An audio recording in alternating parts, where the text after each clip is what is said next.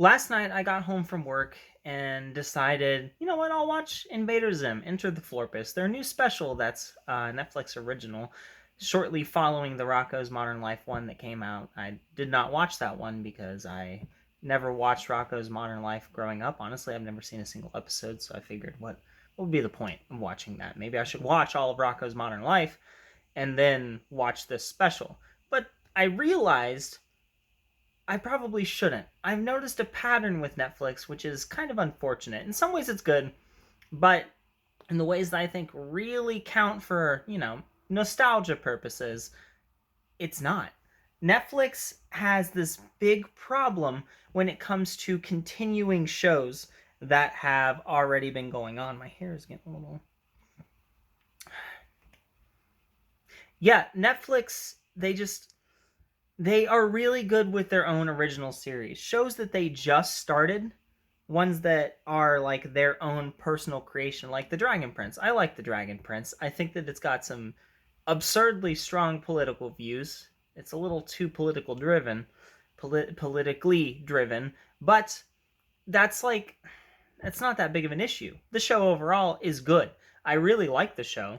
They have plenty of other Netflix originals like Stranger Things that are honestly fantastic. And I wait at the edge of my couch, which you can see directly behind me, not the one with all the junk on it, the one that I'm currently sitting on. I wait with such anticipation for the next season to come out because I love the Netflix original shows. They do a great job. Even if it's one that I don't particularly enjoy, it's well done. They have a great budget. They've got great writers and, producers and actors and all that stuff. Heck, I usually don't even like child actors. But that cast that they got for Stranger Things, phenomenal. And I reviewed Stranger Things, and I gave it a very high score. But Invader Zim Enter the Florpus is a classic case of a problem that I keep noticing with Netflix adopting a series that already exists. I saw it for the first time with Arrested Development when they released season 4. They just cannot get it right.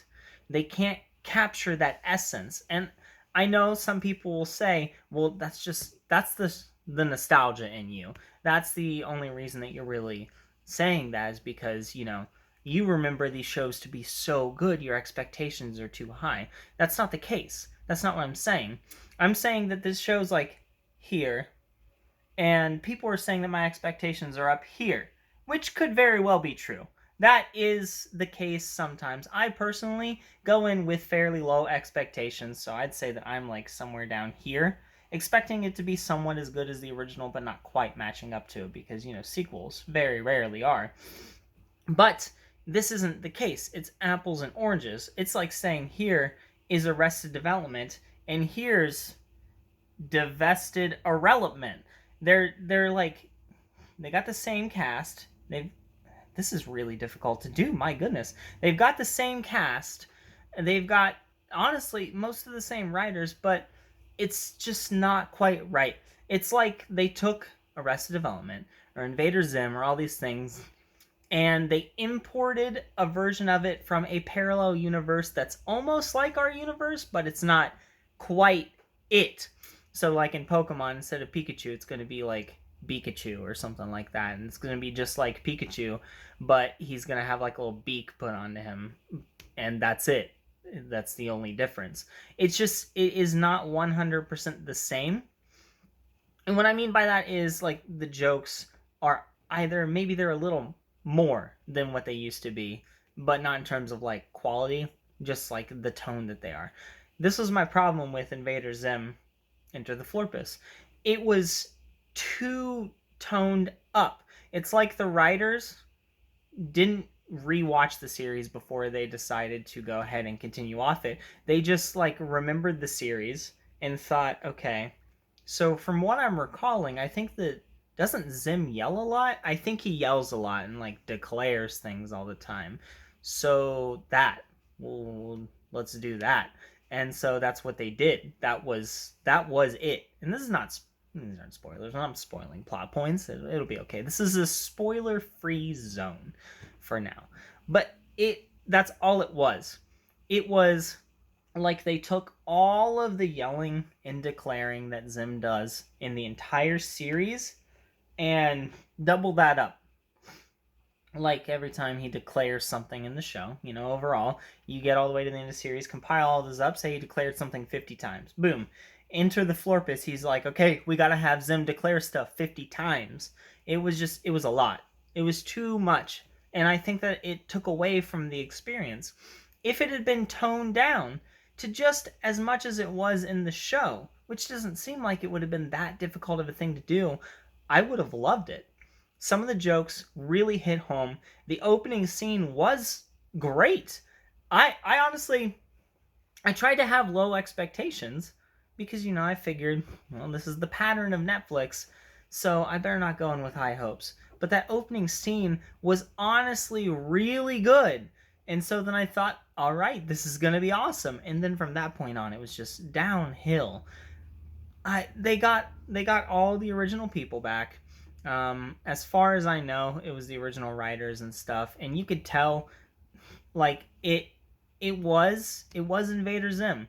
Like it hit all of the points that Invader Zim has, but everything just felt so slightly off that it felt awkward and not good to watch. And so I really didn't enjoy it. It's the same with season 4 and season 5 of Arrested Development. Sure, they may have improved season 5 a little more over season 4, but not by enough that it's like, okay, look, I'm watching Arrested Development again. No, it still felt like a second-rate version of it. And Netflix just seems to do that a lot. When it comes to them adopting a show that already exists, they keep messing it up. And that's what honestly makes me worry. I watch this thing called The Official Podcast, which I am quite behind on, but it's ran by Charlie, Kaya, Jackson, and Andrew. Charlie, also known as Critical. And something great was brought up because Kaya in the show, he's just this Turkish guy, and he likes to discuss movies and how he feels, and he has very strong opinions about a lot of things. And he brought up a really valid worry that I think still holds to this day, because as far as I know, the Avatar The Last Airbender live action adaptation that Netflix wants to release is still going on. I'm not sure if that's been canceled or not. I haven't heard anything from it in a while, honestly. But if it is still going on, he brought up a really good point of the fact that we shouldn't remake that. Why remake it when it's already been done so well and everything? Why continue off that, like, right barely after, or just trying, I don't know. But, like, they had so much more that they could have worked on. There was the entire time that Aang and all of them were adults. Why not make a live action adaptation of them as adults in between the time of Avatar The Last Airbender and The Legend of Korra as its own show? You're not remaking anything. You're not even having to rehire the exact same cast, the exact same writers, or anything like that. It's its own thing.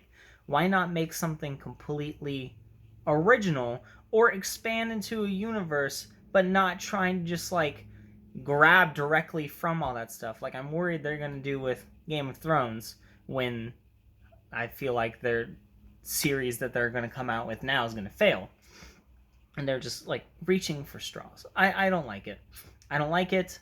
But I am ranting, and that's really all that I wanted to talk about. Invader Zim, Enter the Florpus. It's got a few neat moments to it. If you like Invader Zim a lot, and you don't want it to be tarnished, maybe don't watch it.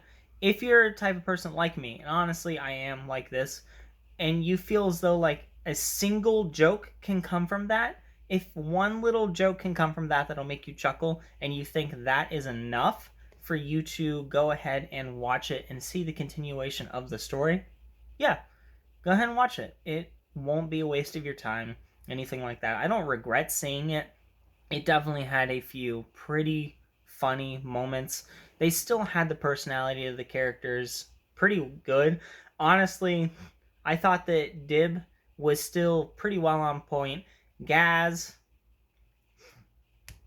at times, she wasn't quite the Gaz that I remember. She was a little too passive in my opinion. But other than that, like, it was just Zim, over the top Zim. Gur was still fantastic. I'm not gonna lie. Gur was on point, perfect, 100%. I loved him.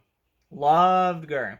So if you are a big Gur fan and you just want to see Gur be Gur, then maybe watch it, because I think that you won't be disappointed by that. Such Gur's so goofy. But that's it, guys. That's all I want to talk about. Thanks for watching. Bye.